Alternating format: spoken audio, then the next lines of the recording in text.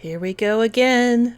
We're going to transform this puzzle into a cute little farmhouse.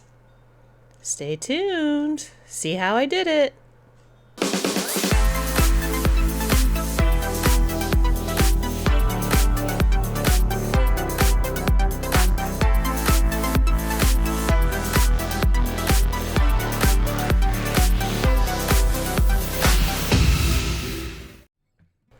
I've been collecting these little puzzles every time I go out to a cute little gift shop or a boutique, or I see them. They're really cheap. They're like $3, $5. And I've always been kind of intrigued. It's like, could I transform this into something better?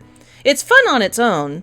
But we can't leave that alone. So let's just put this one together as is.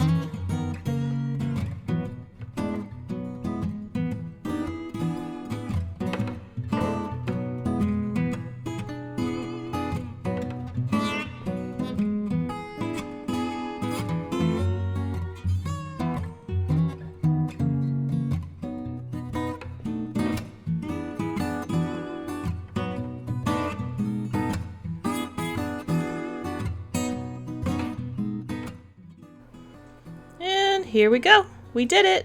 Nice and easy.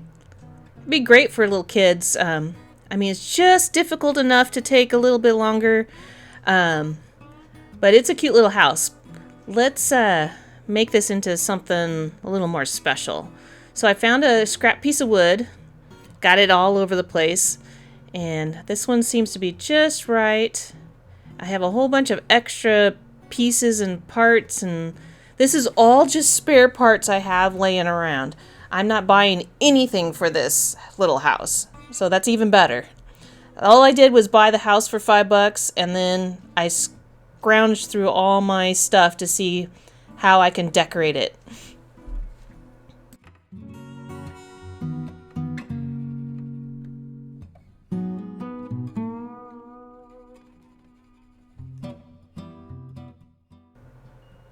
So I'm going to start with the roof. And I have this roofing material. I'm trying to remember what it came from. It was one of the kits, and I had some extra parts and pieces. It was probably from the coffee house or something like that. But it's not quite big enough, but I have enough scraps. I think I can kind of puzzle them together and make it fit on these little roof pieces.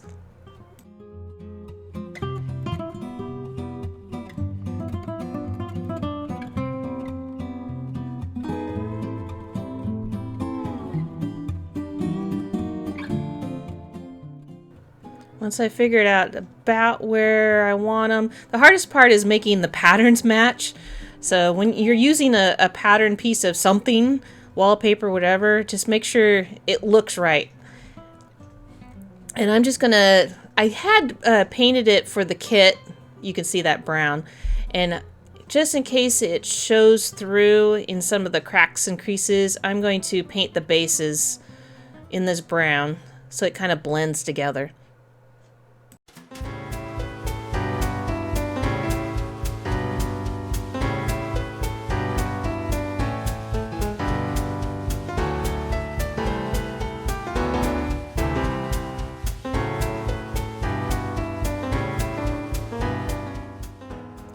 You can see I glued them all on, smushed them all together.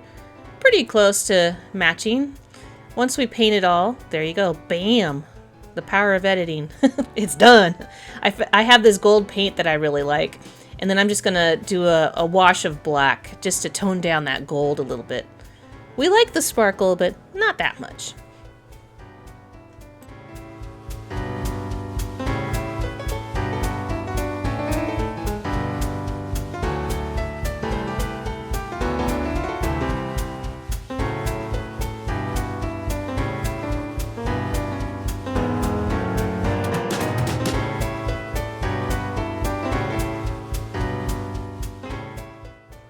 I think that's gonna work just right. Now we need to paint the house itself. So I tend to go for red houses. My house is red. So I guess I'm biased. So I think I'm going to, yep, we're going to go ahead and do it. Now this stuff is just like really absorbing cheap plywood of some sort. So if you want it really dark, you're going to have to do 4 or 5 coats. I kind of like the stained look. So I just kind of kept it at the 1 coat and just give it a good once over.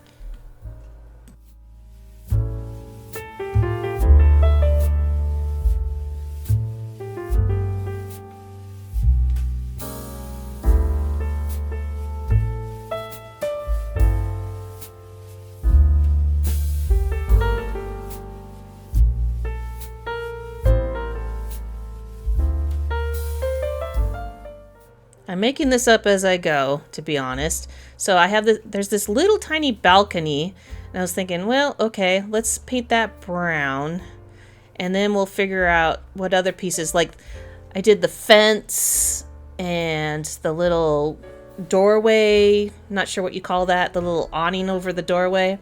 I did those all in the same color.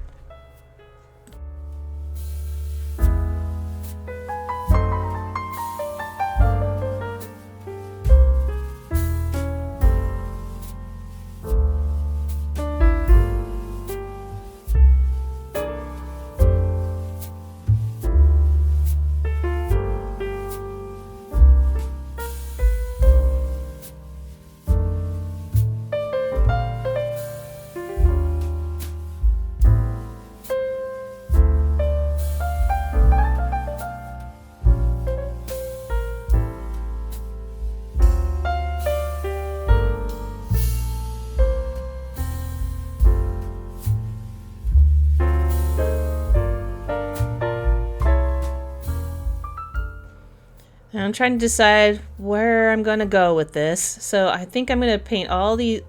They have kind of lines for these bricks. So I think I'm going to do kind of a two-tone. I'm thinking the brown to match the fence. I end up changing my mind later.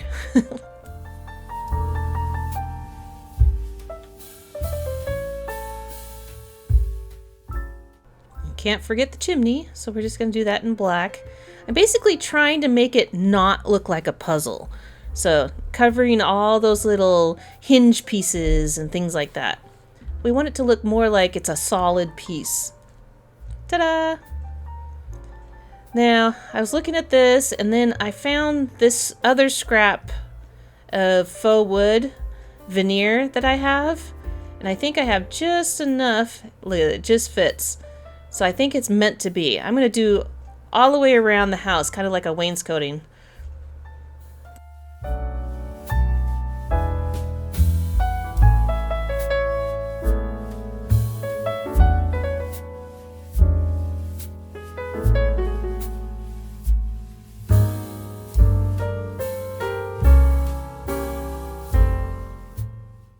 Once I got that all glued on, felt like it just needed a little finishing touch, so I got a whole bunch of these little skewers. They're just shish kebab skewers, and I'm going to cut them and make it go all the way around so it's nice and tidy.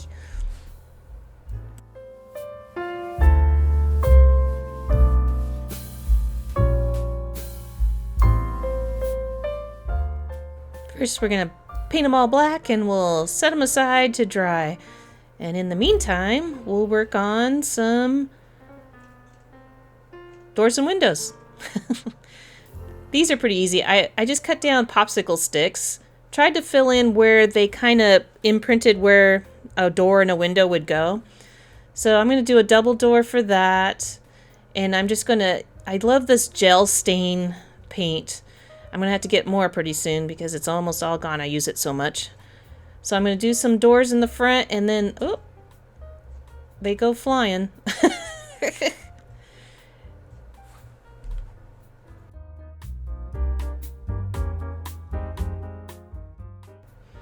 And I'm gluing those two together. And then I'm going to take my plastic canvas here. It's my favorite material to use for windows because it's just automatically window panes. It's a perfect scale and everything. And don't forget the little door on the side here to go out into your garden. So I think I'm going to just use one popsicle stick, seems to be the perfect width. And I'll just cut that down and then stain that one the same as the other door.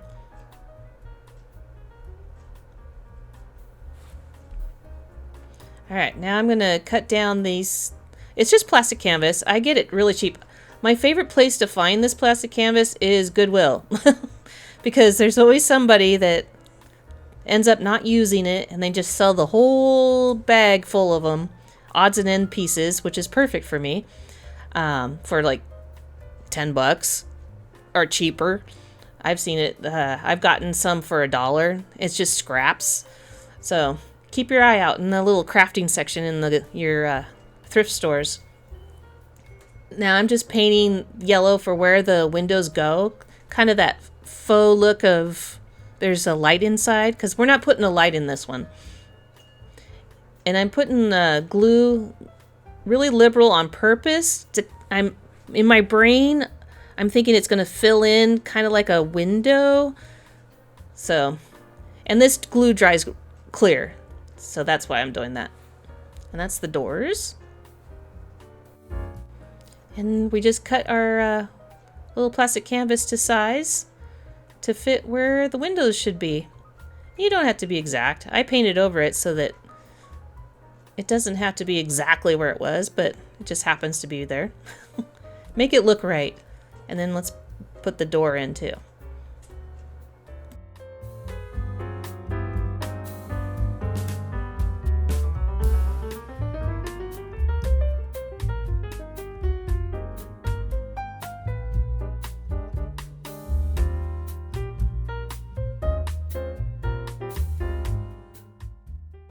Now my little dowels and skewers are dried and cut to size, and we'll just place them around. Kind of give it a more finished look.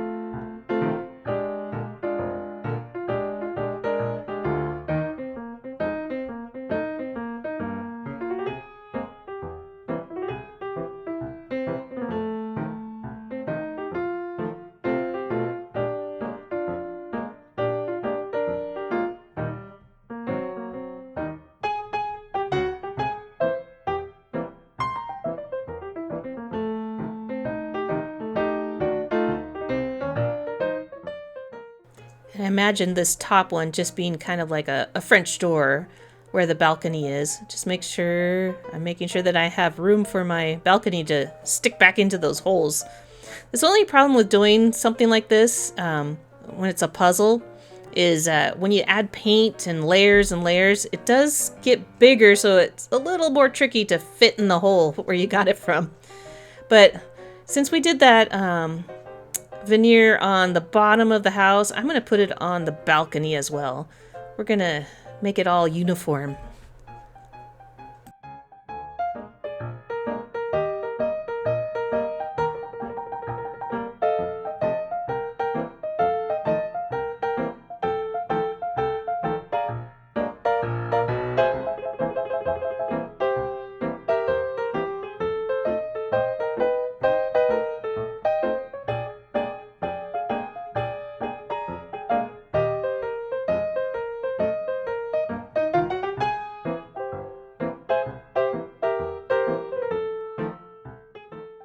And this is what I mean when it doesn't fit exactly, so you really have to jam it in there and be careful at the same time. Alright, for the chimney. In all honesty, you know what that gravel is? It's cat litter. It's the non-scented, you know, the kind that you just kind of use for absorbing spills and things like that. So it doesn't have any smells or anything like that. But it's just the right scale, because if you put gravel on here, the rocks would be too big for this. If you imagine you're a tiny human in this house. So I wanted to get the smallest possible rocks, I say in quotes. And so I just stuck this one on. If you used cat litter that has the, you know, the scoopable kind, it'll just mush up. Don't use that. This is just plain old cheap $2 a bag cat litter.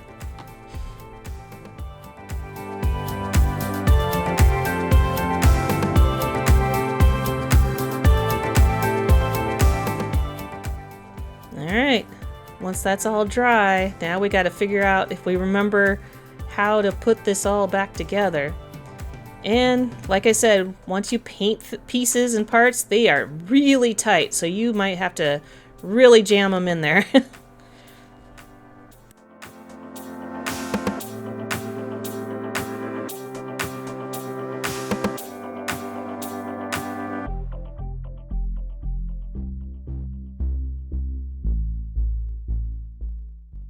One thing I noticed when I was doing the front porch area, that this bottom part is going to show.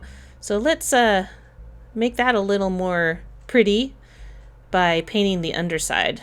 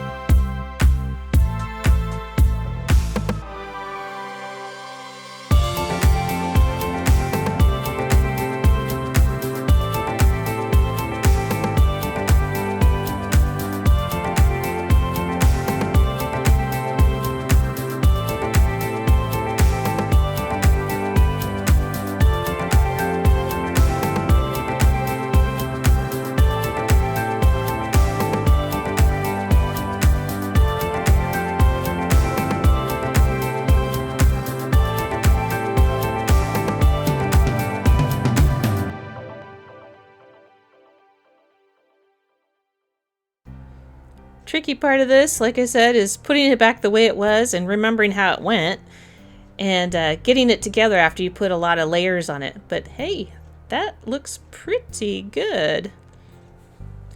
Now I think it needs a little bit of landscaping just to complete the look.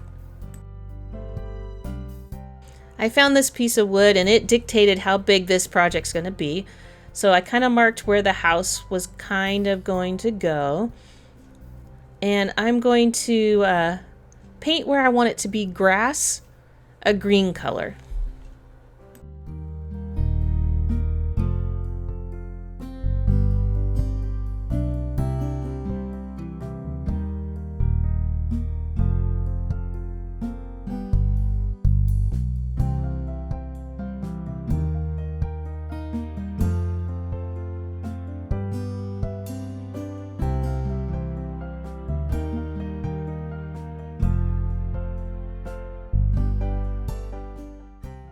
I also want to make kind of a garden area, so I'm going to paint that patch brown, and then I'm going to use the rest of my little gravel here as kind of a gravel walkway going to the front door. Again, this is just all stuff that I already have. The best way, right? And now we're going to do our all-time favorite, static grass. It makes everything look really nice. So I'm going to be careful around where I put the path there, and I'm going to cover it with a piece of cardboard. So when I drop the, it's like if you wanted to do glitter, would be the same thing. So put this little piece of cardboard over where you don't want your grass or glitter or whatever you're going to dump on here. Fun sprinkles. And then we're going to grass away.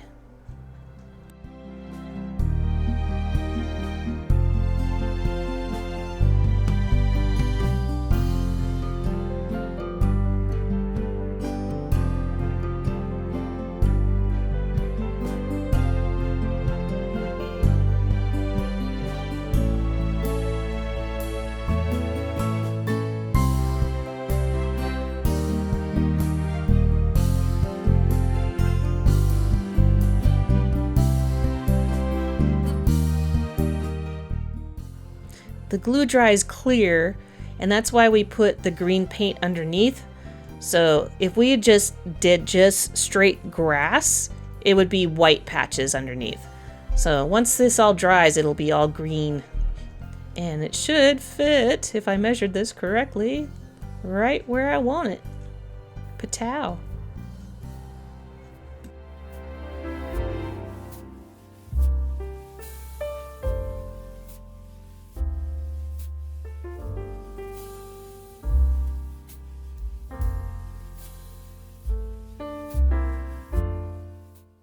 Alright, time to add the plants.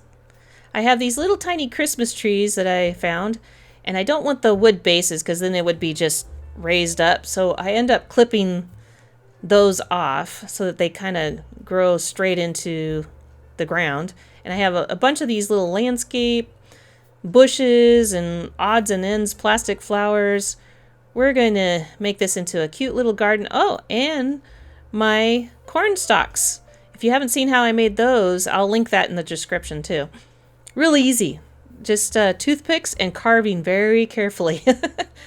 I saw those in pre-made in the craft store, and I was like, I can make that. And they were selling them for $12 for 10 of them or something like that. I can make them easy. So now we're going to make some faux cabbages out of these little flowers. And we're just going to make nice little tidy rows. How I wish my garden was, but it never ends up that way.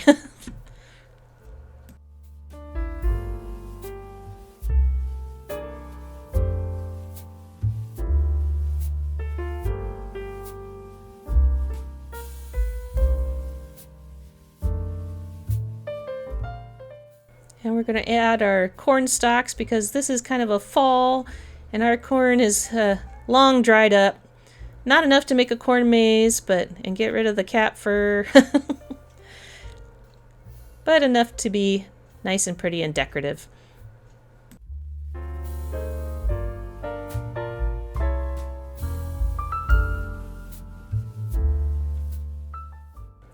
And our little person who lives in this house is really good at keeping up their yard, so they got some bushes and flowers. Real simple.